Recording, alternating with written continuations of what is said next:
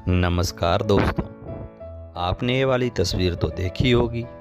कांवड़ियों का जुलूस है और योगी जी हेलीकॉप्टर से फूलों की बारिश कर रहे हैं। और जब खुद मुख्यमंत्री कांवड़ियों के इस आवभगत में जुटे हैं तो बाकी सरकारी अमले का कहना ही क्या है।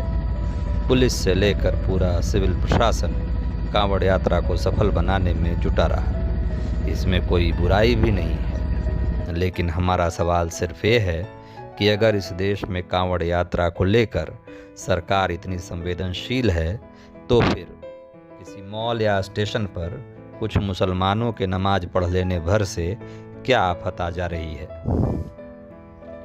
पिछले दिनों आपने देखा सुना होगा कि कैसे लखनऊ के लुलु मॉल में कुछ लोगों ने के नमाज पढ़ लेने से क्या हंगामा खड़ा हो गया। जिन्होंने लुलु मॉल में नमाज पढ़ी उनके खिलाफ मुकदमा कर उन्हें जेल में डाल दिया गया। पूरे उत्तर प्रदेश में ऐसा माहौल बना दिया गया जैसे कानून व्यवस्था की कोई बड़ी भारी घटना हो गई हो। इसी तरह दीनदयाल उपाध्याय रेलवे स्टेशन पर कुछ लोगों के नमाज पढ़ने को लेकर भी इसी तरह का माहौल बनाया गया। ईद के मौके पर कुछ सार्वजनिक जगहों पर नमाज को लेकर तो सरकारी फरमान जारी कर दिया गया था कि कोई भी अगर मस्जिद के बाहर नमाज पढ़ता पाया गया तो उसके खिलाफ कार्रवाई होगी। इसका असर भी हुआ। कुछ जगहों को छोड़ दिया जाए तो ज़्यादातर लोगों ने ईद के मौके पर मस्जिद के भीतर ही नमाज पढ़ी। अब यहाँ दो बातें सरकार से ज़रूर पूछना चाहिए। पहली बात तो ये कि अगर कांवड़ यात्रा को लेकर सरकारी इंतज़ाम और संवेदनशीलता जायज़ है तो फिर सार्वजनिक जगहों पर नमाज को लेकर इतनी हाय तौबा क्यों। ईद और कुछ खास मौक़ों पर होने वाली सामूहिक नमाज को लेकर अक्सर दलील दी जाती है कि इसकी वजह से आम लोगों को काफ़ी दिक्कत होती है।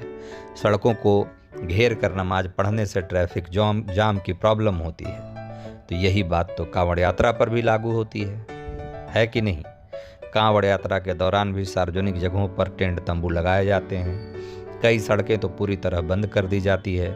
हरिद्वार से लेकर दिल्ली, एनसीआर और हरियाणा के कई इलाके में ट्रैफिक जाम और डाइवर्जन बहुत आम बात है कांवड़ यात्रा के दौरान। फिर नमाज के दौरान तो ट्रैफिक जाम या डाइवर्जन सिर्फ कुछ घंटों के लिए होता है, लेकिन कांवड़ यात्रा के दौरान तो ये दिक्कत हफ्तों तक रहती है। फिर भी कांवड़ यात्रा पर फूल बरसाए जाते हैं और नमाजियों को जेल भेज दिया जाता है। आखिर ऐसा क्यों। सार्वजनिक जगहों पर होने वाली सामूहिक नमाज को लेकर हिंदू पक्ष अक्सर दलील देता है कि मुसलमान इसके जरिए अपनी ताकत का प्रदर्शन करते हैं। अपनी सामूहिक ताकत के जरिए हिंदुओं को डराने की कोशिश करते हैं। नमाज के बाद अक्सर हुड़दंग होता है। नुपुर शर्मा मामले में हुए दंगे भी ज़्यादातर जुमे की नमाज के बाद ही हुए। लेकिन क्या ये भी एक तरफा बयान नहीं कहा जाएगा। कांवड़ यात्रा के दौरान भी कई जगहों पर बवाल और हंगामे की खबरें आती है। छोटी मोटी बातों पर कांवड़ियों के द्वारा बड़ा हंगामा खड़ा करने की घटनाएं बहुत आम हैं, लेकिन इसे लेकर तो कभी सवाल नहीं उठाए जाते। सवालों का सिलसिला और भी लंबा हो सकता है, लेकिन सबसे बुनियादी बात यह है कि सरकार की तरफ से होने वाला भेदभाव दो समुदायों के बीच विद्वेष की जड़ है और इसे खत्म करने के लिए सबसे पहले सरकार को ही पहल करनी होगी।